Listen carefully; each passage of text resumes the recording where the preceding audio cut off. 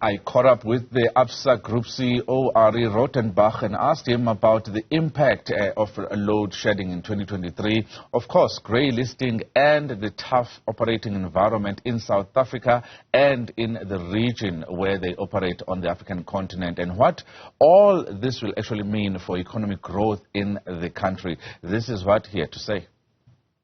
I have to say, as a group, we are very pleased and very proud of the set of results that we've put out. As you said, under very, very difficult circumstances. But you know what, Xolani, I think what's important as we say that, we are not surprised by that set of results, as a group and as a management team. And the reason why I say that is the macro environment has been tough.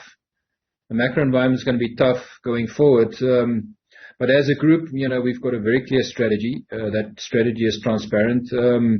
We've made some changes to our operating model in the last couple of years, with some changes in the second half of last year, which really focuses us on the markets and the segment that we want to operate in. We've got a very simple and a very commercially led operating model with with a leadership team in place that knows the organization exceptionally well. Have got deep experience. So. As you say, our position is very resilient to be able to deal with the macro environment. Arrie, something that is quite telling about the environment that we are operating in all sectors in the country is impairments, particularly in your sector, in the financial services sector. Impairments are up across the board when you look at all the big banks in the country. And for the Absa Group, they were up 61% in the year to 13.7 billion rands. That just goes to show how there's been such a tough operating environment. How are the clients doing? Xolani, I think you're 100% right when you say the macro environment has been tough on customers and clients. In fact, globally, we've seen the global challenges. They're well documented.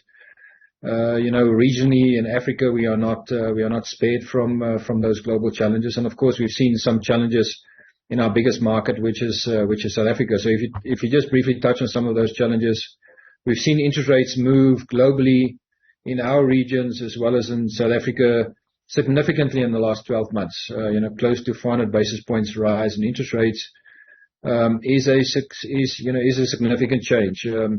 We know that due to inflationary pressures, consumers feel that stress, and of course, cost of living in our markets have also gone up quite a bit. We feel that very, very much so in South Africa, which is our biggest market. So, as banks, we plan and scenario test for these outcomes. So we talk about our risk appetite and the fact that as we see impairments increase, that is not a surprise for us. We expected that to happen, but we plan for that as we run our businesses. So if we look at our current impairment levels, they're just below our top end of our range, which is where we've guided.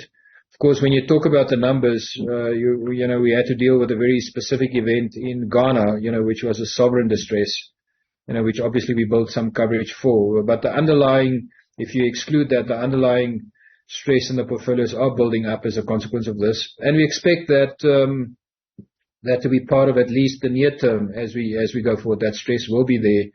And we're very conscious of that stress as we think about, our ambition to continue to grow. So we've got to be very careful where we grow. We're looking for smart growth. But again, as I said earlier, we're well positioned from a balance sheet strength perspective, resilience perspective, to handle both the challenges in the macro environment as well as the growth opportunities. Our customers have been particularly resilient. And I think we will obviously continue to work with them across all the segments to ensure that we do the right thing.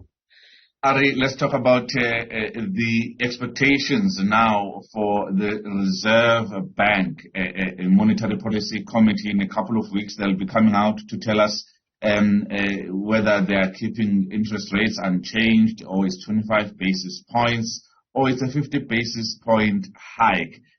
Where do you see it as Absa Bank? Xolani, I think we're very strongly aligned with the view that you've just shared now.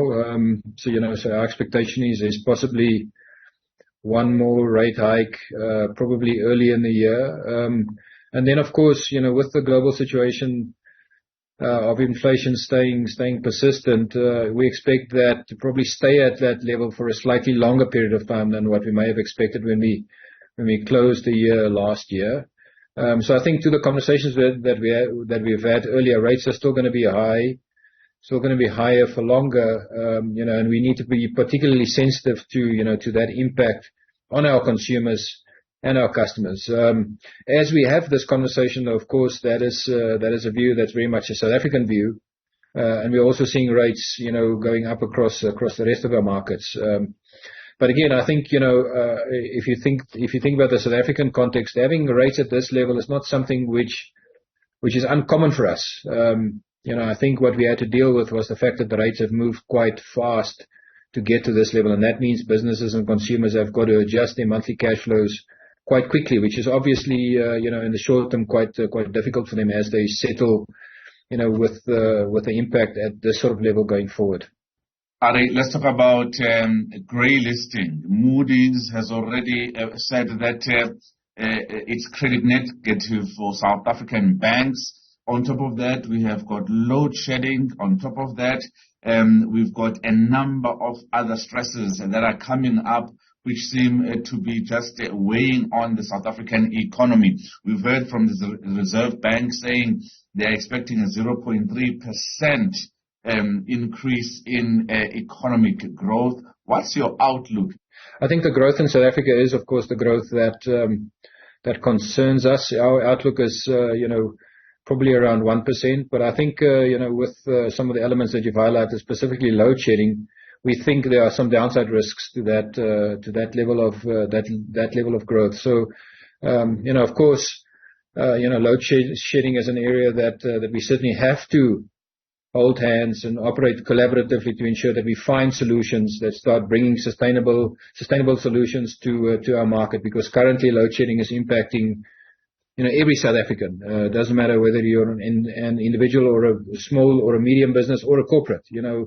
It's an environment that we all have to adjust to, and it brings with it additional costs, and it takes the management capacity into a space to deal with resilience rather than growth. So of course, aligning on this and ensuring that we find sustainable solutions for us, a key priority to work with all the partners. You've touched on grey listing. I think we've gone onto the grey list. I don't think that has surprised any of our international correspondent banks. But of course, this is not a situation that we are comfortable with and should be comfortable with. I have to just call out that I think National Treasury, the Prudential Authority have done a lot of work, to deal with that situation. But clearly, there's more work for us to do as South Africans. So the good thing there is the banking sector, has got no control issues. In this environment, we have to deal with investigations and prosecutions. So we need that full value chain to come together and act decisively to ensure that we get off this grey list as early as possible, because an extended period on the grey list is not good for us as South African. Currently, it impacts us from a reputational perspective in the global market. But my sense is that this has brought the focus that is required, and we have to continuously put our best foot forward to ensure that we, get ourselves off this grey listing in the shortest possible time frame.